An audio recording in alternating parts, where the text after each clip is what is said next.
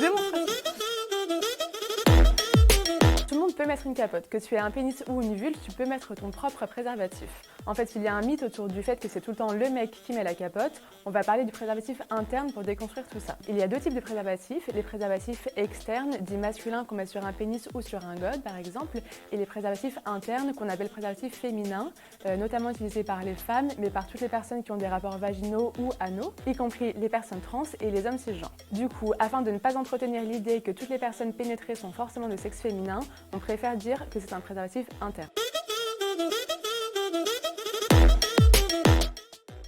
C'est tout aussi efficace qu'un préservatif externe. Il protège des grossesses non désirées et des risques de contamination au VIH, SIDA et toutes les autres IST. Donc d'ailleurs, il ressemble pas mal au préservatif externe. Il est fabriqué en polyuréthane et en nitrile. C'est un matériau hypoallergénique, contrairement au latex, ce qui veut dire que les personnes allergiques au latex peuvent l'utiliser sans aucun problème. Alors effectivement, certaines personnes peuvent penser que c'est plus compliqué à enfiler qu'un préservatif externe. Néanmoins, c'est comme pour tout, si on s'entraîne un peu, qu'on est à l'aise avec ses doigts et qu'on connaît ses parties génitales, il ne devrait pas y avoir trop de problèmes. Ça ressemble à ça. Il y a un anneau à l'intérieur. Pour l'insérer, on prend cet anneau qui est souple avec les doigts. Donc il y a deux méthodes. Soit on peut faire un vide comme ça avec ses doigts pour l'insérer ensuite dans le vagin par exemple. Et on pousse avec ses doigts ou les doigts de son sa partenaire.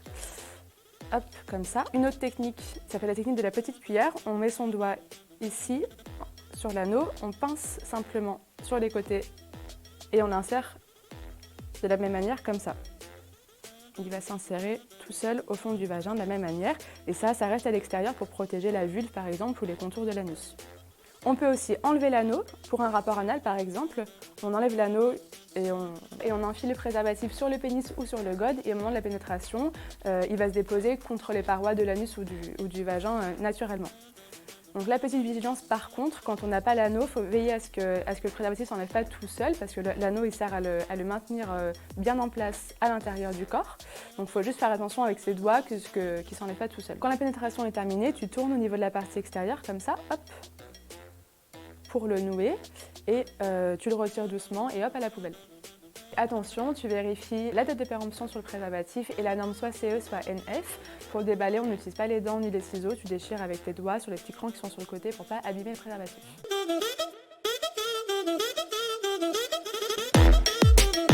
Alors c'est pas toujours évident d'en trouver, mais beaucoup de lieux associatifs en distribuent gratuitement, notamment les centres de planification familiale. Tu peux aussi en trouver à La Hélèche chez nous, situé en région Rhône-Alpes. Tu peux aussi en acheter en pharmacie, en moyenne ça coûte 7 € les 3.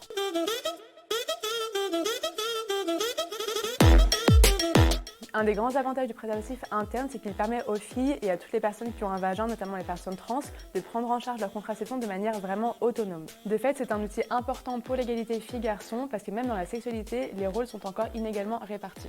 C'est peut-être déjà arrivé de te retrouver face à une personne qui t'explique qu'en mettant un préservatif, elle risque de perdre son érection, donc elle refuse d'en porter un. Dans ce cas-là, ça peut être intéressant d'avoir une solution alternative comme le préservatif interne, qui donne moins la sensation d'enfermer le pénis ou de le compresser, puisqu'il est plus large et il peut être plus confortable pour les personnes. D'ailleurs, au niveau des sensations aussi, ça peut être complètement différent parce qu'ils sont plus solides et mieux lubrifiés, donc parfois plus agréables. Et puis un dernier truc tout bête, mais qui fait une sacrée différence, c'est qu'on peut placer la capote interne plusieurs heures avant un rapport sexuel, jusqu'à 8 heures avant un rapport sexuel. Donc l'avantage, c'est qu'on n'a plus besoin de s'en soucier dans le feu de l'action.